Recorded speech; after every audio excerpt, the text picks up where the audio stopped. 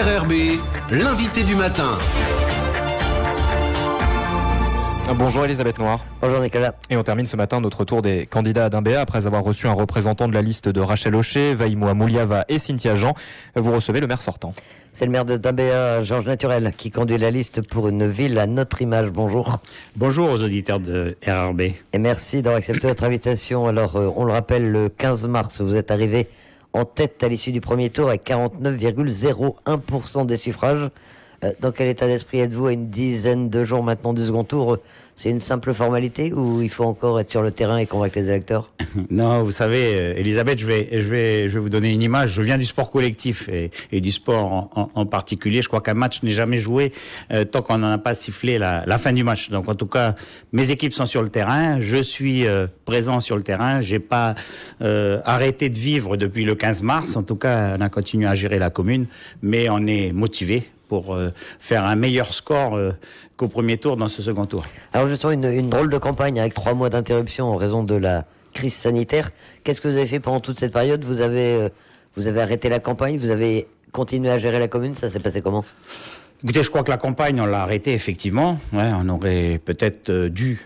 C'était une des volontés faire le second tour assez rapidement, mais bon, le contexte sanitaire ne le permettait pas. En tout cas, c'est le choix qui a été fait. C'est navrant pour la gestion des collectivités et des communes en particulier. 3 mois et demi, c'est exceptionnel entre deux tours. Je rappelle quand même que ce sont les collectivités qui investissent le plus en Nouvelle-Calédonie en particulier. Donc, avec mes collègues de l'Association française des maires, on s'est réunis pour effectivement gérer au mieux cette période compliquée en relation avec le gouvernement de la Nouvelle-Calédonie et de la DAS. Il a fallu effectivement gérer la commune, apporter le soutien à nos concitoyens parce que c'est de notre responsabilité en tant qu'élus. Et je trouve qu'avec mes collègues élus, équipe sortante, le personnel municipal, parce que ça fait partie aussi des agents qui étaient sur le terrain, on a pu apporter le meilleur soutien à nos populations.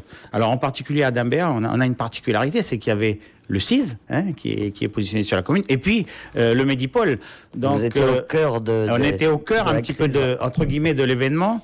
Et, bon, j'ai la chance quand même d'avoir sur ma liste un médecin, en la personne de Sébastien Mabon, qui est très actif dans le domaine. Donc on a pu, j'allais dire, anticiper au mieux ce qui pouvait arriver.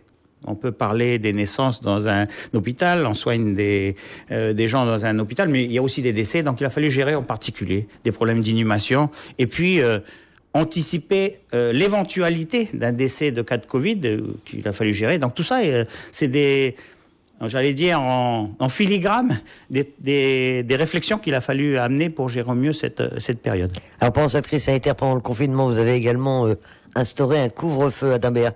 Ça veut dire que la sécurité, ça reste un vrai sujet. C'est une préoccupation pour vous, l'augmentation de la délinquance?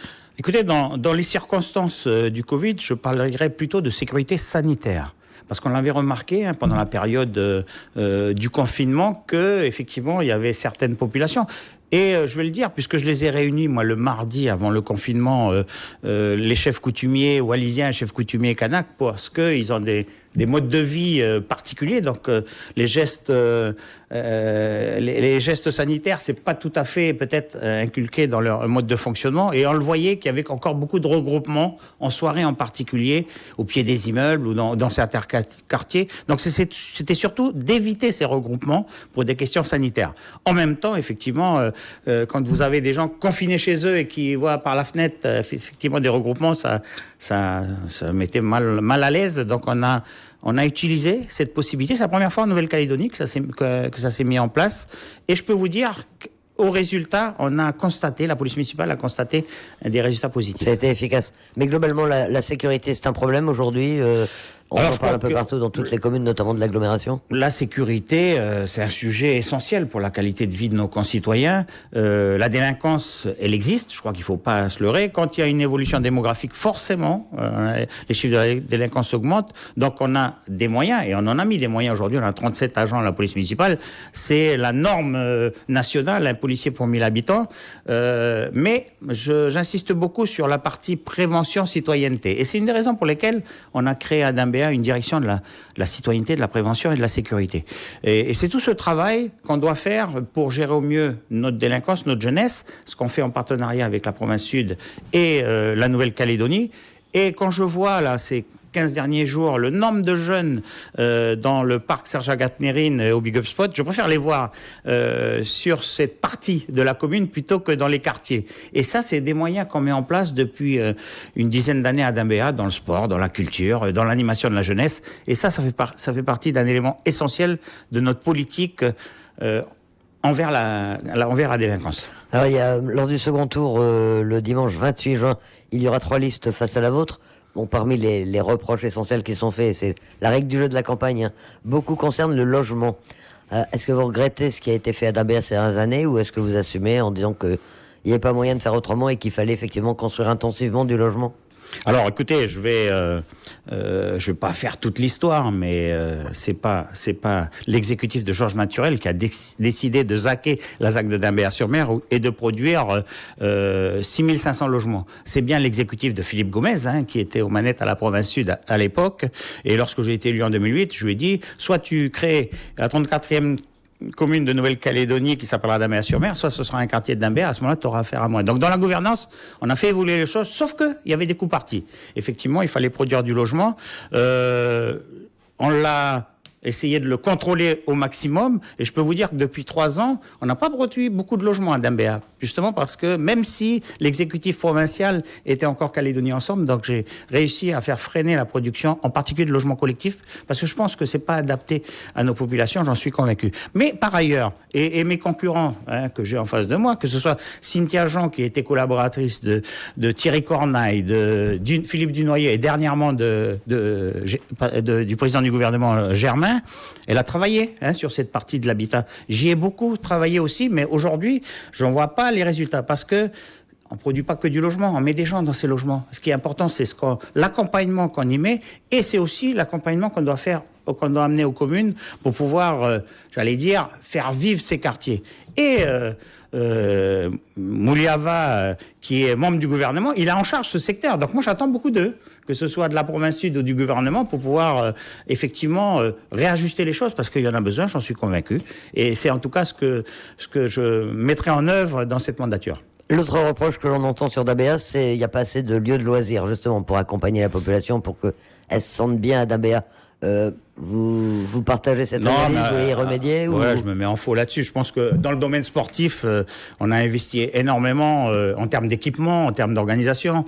Les associations sportives sont très vivantes, hein, sur la commune. C'est une raison pour laquelle on a eu le label Ville active et sportive il y a 3 ans. Je crois que c'est pas Georges Naturel qui l'a décidé, c'est un organisme national. Deuxième commune d'outre-mer à l'avoir obtenu, c'est parce que effectivement on a mis en place des équipements. On a un tissu associatif qui permet de les faire vivre. Et en termes d'équipement pour la jeunesse, moi, vous savez, ces 15 derniers jours, je passe régulièrement devant le parcours Serja-Gatnerine et le Big Up Spot. Quand je vois tous ces jeunes présents sur le terrain à longueur de journée pour des animations, je suis très satisfait. Je préfère les voir là que dans les quartiers. Donc, et puis à venir, vous savez, en 2008, lorsqu'on a révisé le plan d'urbanisme directeur, l'idée c'était de casser l'idée d'une commune dortoir. Donc il a fallu effectivement faire en sorte que les gens aient de l'emploi sur la commune. C'est ce qui a été fait avec la ZAC de Dambéa, les commerces et tout le tissu économique qui s'est créé sur la commune.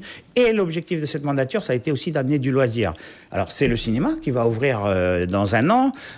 C'est l'animation autour de la future marina de Nouré. Enfin bref, c'est le classement du parc de la Dambéa, et on en parlera sûrement, pour préserver ce poumon vert et amener des activités de loisirs dans ce secteur de la commune. Si vous conservez votre mandat, quelles seront les priorités de cette nouvelle mandature ? Qu'est-ce que vous proposez au Dambéa pour cette nouvelle étape ? Alors, je l'ai dit dans ma campagne, effectivement, Dambéa est une commune qui s'est fortement développée ces 10 dernières années. Je pense qu'il faut faire, j'allais dire entre guillemets, une petite pause, et surtout essayer de consolider l'identité de la commune. On a accueilli beaucoup de personnes dans cette période. avec une mosaïque culturelle importante à Dambéa. C'est ça qui est passionnant. Et il faut faire en sorte de créer une vraie identité sur la commune, faire en sorte que les gens soient fiers d'y habiter. Et tout ça, en particulier pour notre jeunesse, hein, qui sont en perte de repère un petit peu dans la période. Donc c'est en tout cas du travail essentiel que j'allais faire, et en particulier avec un de mes colistiers, Larry Martin, qui est bien au courant de tous ces sujets.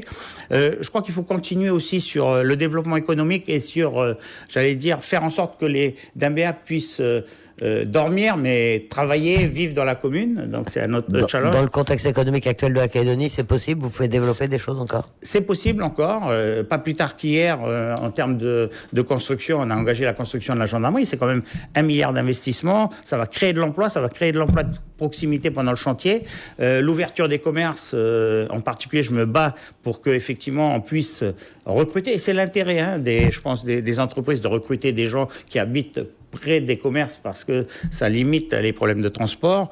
Donc il faudra effectivement travailler aussi sur la partie front de mer entre, j'allais dire, la station d'épuration et le Médipôle, qui est le futur de Dambéa. Le front de mer de Dambéa est important, donc ça fera partie des projets importants de cette mandature. Et puis le dernier point, parce que c'est essentiel, et je l'ai dit, on a une richesse aussi, c'est la partie nord de la commune, qui est le cœur historique, le poumon vert de l'agglomération. Donc là, on a aussi beaucoup de choses à développer, du tourisme vert, de l'activité économique orientée dans ce sens pour la partie nord de la commune. Encore beaucoup de potentiel. Pour revenir aux élections proprement dites, tout le monde l'a souligné, la participation a été faible pour le premier tour, et à Dambéa singulièrement à 52,87%.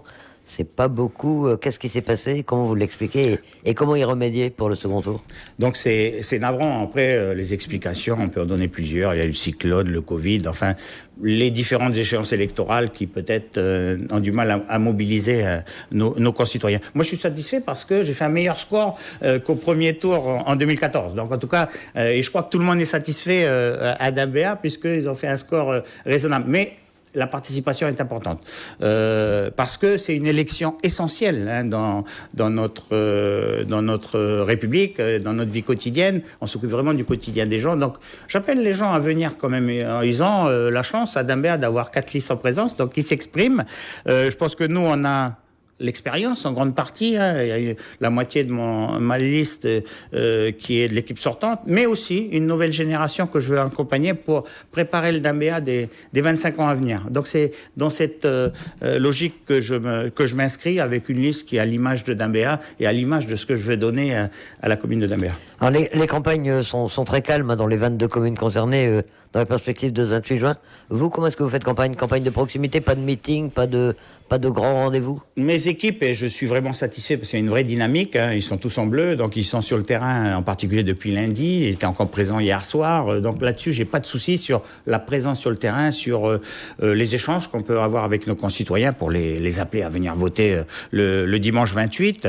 On est présent sur les réseaux sociaux, mais je crois que c'est pas que comme ça qu'on fait la campagne. Donc moi, je voulais pas faire un meeting tel qu'on le conçoit habituellement, une grande messe avec un petit peu quelque chose d'un peu folklorique, j'allais dire. Mais on a prévu mardi à 18h au centre culturel, au studio 56, de réunir les forces vives de Dambéa, le monde associatif d'une manière générale. Et je voudrais échanger avec eux, faire le bilan de ce qui s'est fait depuis 12 ans et puis leur présenter notre souhait à l'avenir, parce que le monde associatif, c'est un maillon important de la chaîne de décision dans la vie d'une commune, et j'y tiens beaucoup. Je viens du monde associatif, donc c'est à ces personnes-là que je voudrais m'adresser pour une dernière fois mardi soir à 18h, donc au studio 56. Mardi soir pour ce rendez-vous de campagne. Georges Naturel, le maire de Dambéa, qui conduit la liste Pour une ville à notre image. Merci d'avoir accepté cette invitation. Merci à vous, Elisabeth.